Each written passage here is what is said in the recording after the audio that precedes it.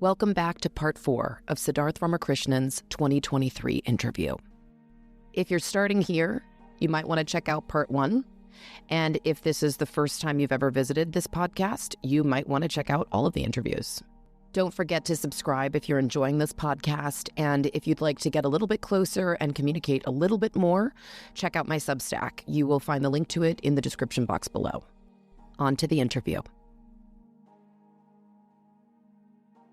Absolutely. So I'm curious about the change cards. So there's so many change cards, right?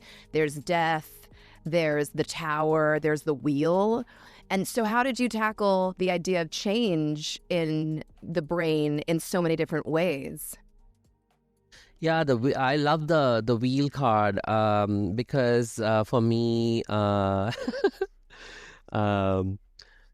the wheel card is these things called the Hox genes.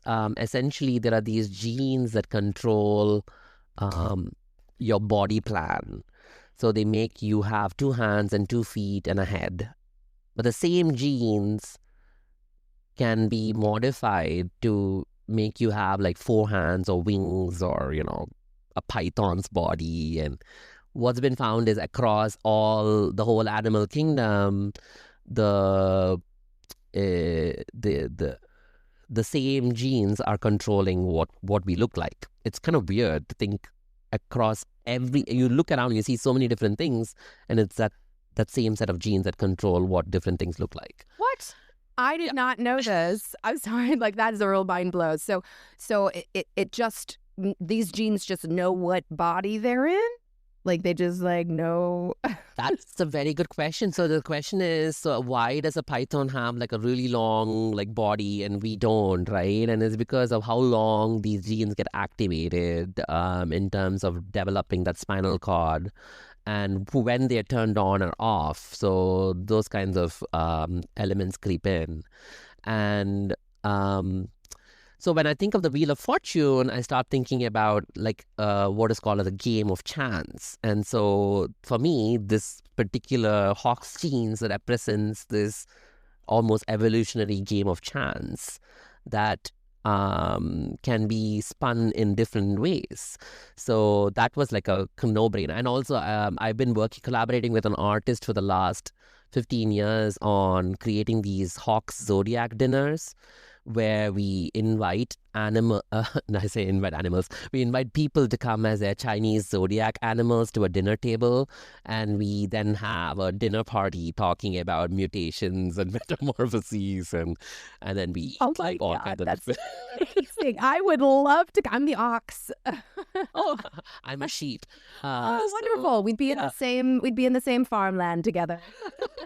You can look it up. It's called hoxzodiac.com, and we organize dinners. We've done virtual dinners over the pandemic, and then now we're back to regular in-person dinners. And we use Chinese zodiac, Ayurveda, and also the science behind Hox genes to kind of talk about mutations and all that. And Hox genes is the definition of intuition, I guess, because it's built over such a long period of time. It's I just know now. They just sort of create. And then obviously the theory of evolution is, okay, well, I'm in a different situation, so now I have to, there's mistakes being made, right? That's going back to the idea of mistakes. It's this isn't, we're dying, or there's too much illness, or there's too much this, or so we might have to adjust. Is that fair? Yeah, and the potential for it is crazy now, because now you can manipulate them pretty much in the lab. So you can develop flies with legs on their heads and, multiple wings and stuff. And now you're growing human hearts in pigs and when you think about limb regeneration and things like that, or even forget all that, Hox genes are involved in your regular menstrual cycle. The fact that you are able to have the uterine lining, and then you're constantly changing the tissue around it, and that's because of the cycle of these Hox genes being activated and reactivated every single time. So the shedding process is even the Hox genes. Yeah, so just the fact that your body is kind of shedding and then regrowing and then shedding, and that whole thing is because of activation of some of the. I mean, that's like a more minute version of it, but the fact that, um, like, why do you have fingers here and not out here, right? Yeah, exactly. And that's because they are getting activated at different time points in your development. So I'm sorry, I know there's an audio recording. So why do you have fingers not on your shoulder, but not at, but actually at your fingertips or at the end of your palm? Is because of the activation of those Hox genes at different time points. But you can imagine that that's a developmental time point, but you can imagine it compressed into a regular cycler menstrual time points or something like that. So. That's fascinating. So what's I'm going to keep with the change cards because I just went to another one and I'm like, no, we got to stay with the change cards. I know everyone's going to be like, wait a second, you brought up the tower. The death, so the or death, card, yeah. The death card was, I was talking about neural degeneration and regeneration. And for that, I was thinking more about how in order for neurons to, when you have an injury or when you have some kind of a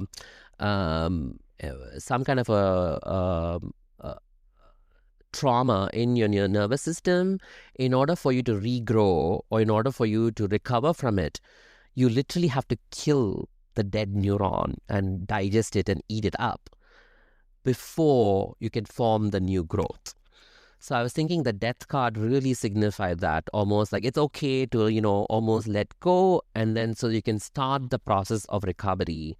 And I think the nervous system is really exemplar in that in order for you to create that recovery, you almost need to almost use up all the ingredients that are already there and then use it to then form the new growth, is something that I was thinking about.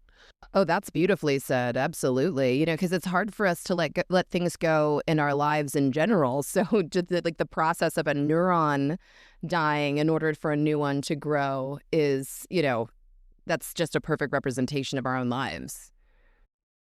And then the tower card, I thought was almost like brain plasticity. So how similar to when we're talking about things like metamorphoses or even like when you're going through change, your brain changes. So when you learn a new thing, it changes. So that the concept of brain plasticity and having to almost learn a new language or learn a new way of approach, you're literally forming new connections and causing that plastic change to happen.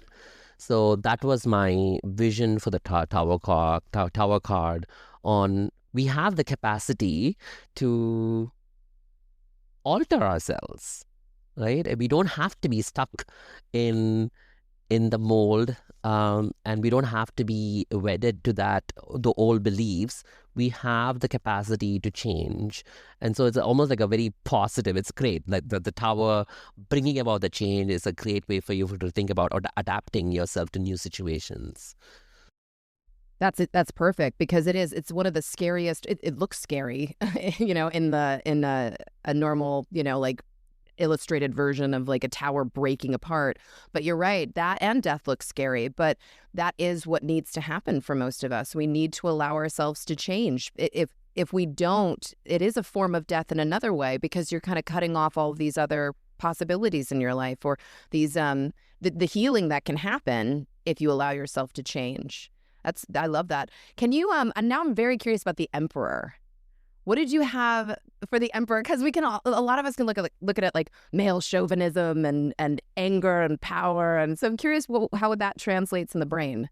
So for me, the Emperor was about almost control for me, and having that authority or some way of controlling things.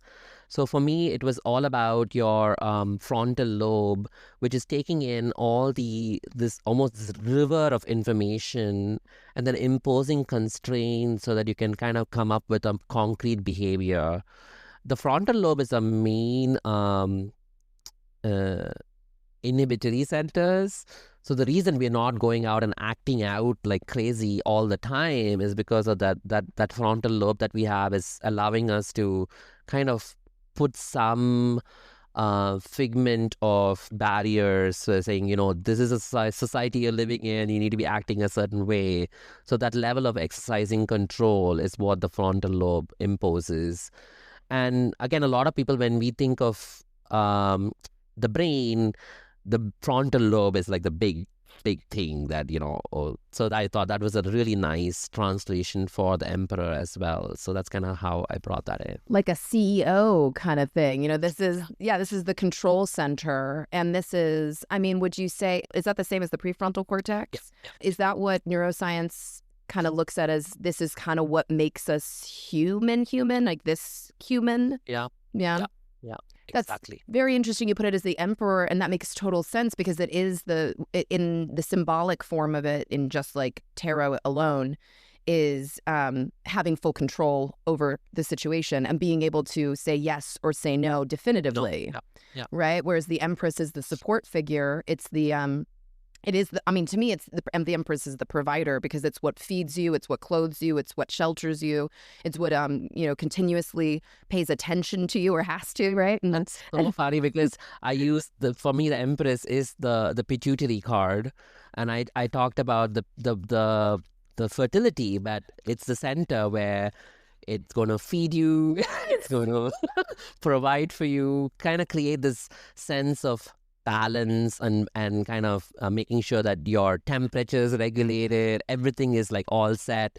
So yeah, I love that card. It's a really beautiful card. That's exactly that's amazing. And if you look at Earth in general, it's what feeds us, it's what shelters us. Every single thing that we see, it came from the Earth, even if it looks like a machine. It's all of it is. That's beautiful. And also, it's kind of allowing us to look at both. I guess parents or figures as equally important, because when you make the male figure the provider and the protector, you're totally taking away from the fact that technically the mother is the provider. Just because we have money in this system doesn't mean that that's what's really providing the child with something. It's the food that's being given. It's the love and the attention. It's the the reflection, right? Like looking back and forth and saying, you need to, the protector is like, you need to do this and you need to do that. But the mother is like, well, I love you no matter what. I won't let you die.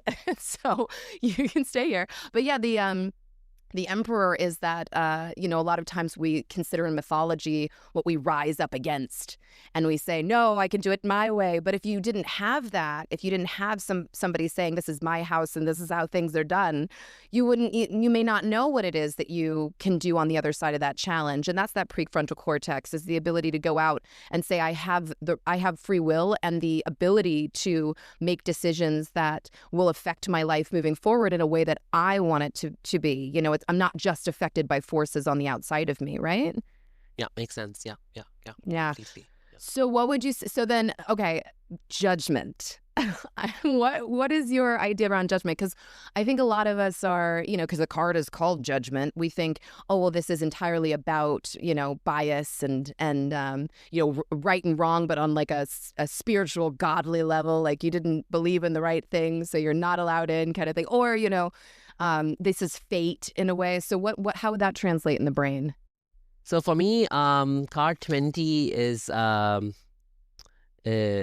this one, which is almost convergence, and which is about using what we were talking about before, the left and right parts of the brain together to kind of come together to fly together, and kind of where you're using your subconscious and your consciousness together in order for you to form that to judge what next to do. Is kind of how I thought about, almost like you need to kind of integrate all the pieces of information together in order to kind of then pass a judgment of what to do next. It's kind of how that worked out for me. I love that. And in terms with justice, because justice can also be that decision maker. What was your since you brought up justice too, what was the difference there then? Is it tell me. Yeah, justice for me was more about a sense of balance, trying to achieve that that making sure that there is a sense of equity kind of going to get forward. And for me, when I think of balance in the brain, immediately I think of what is called as the cerebellum, which is in the back half of your brain, which you need for balance. You need, if you're walking in the world and want your right side and your left side to be coordinated and walking forward straight, you have to have that cerebellum and the sense of balance for you to do that. And then it also corrects. So when you're, say, throwing a ball and you don't reach your target the first time, it allows you the ability to correct yourself to kind of then do better the next time. So I thought that really worked with justice, that hopefully, you will find justice by having those correctional elements in it as well. Well, yeah, and justice is all about honesty. And so that is, a function that's like, okay, let's be honest about the room here. You need to stay at this level. We're going up a hill. We're now, that's probably also the balance inside the ear, inside of the... Yeah, it gets information from the ear as well, and uses that to make sure that your movement is all coordinated and everything is working well, basically, so... I love that. I think that's so great. I'm not going to make you walk through all of the cards, obviously, but I'm just so curious. I don't have them, so I'm just very curious. And everybody who, people are going to, I think they are probably lighting up over this interview because it is so nice to hear. Not that, we all believe it's woo-woo in a negative way, but it is great to hear it being spoken about in a way that you probably wouldn't have imagined. I didn't imagine that you could actually put them together in such a symbolic way, or that especially even this, however long it takes for you to do the minors, to think about it in the animal kingdom like that, to think about it in not so, I guess, arcane. That's how we, that's the French occultist and English occultist philosophy of everything is, a mystery school. And it's like, well, the earth is a mystery school. We don't know, we know more about the surface of the moon than we do about all the creatures in the ocean. We haven't even gone probably have we hit the depths of the ocean yet? No, I don't think so. Right? I don't think anything can even handle that pressure yet. So we're discovering something new every day about the earth. And of course, it's a reflection of the same thing, right? Yeah, I totally agree with you. I think that it's a different perspective. It's a new angle, and it also gives people room to, I think about themselves and the processes they're using. Thank you so much for joining us. And if you're enjoying this podcast, please feel free to subscribe. Until tomorrow, blessed be.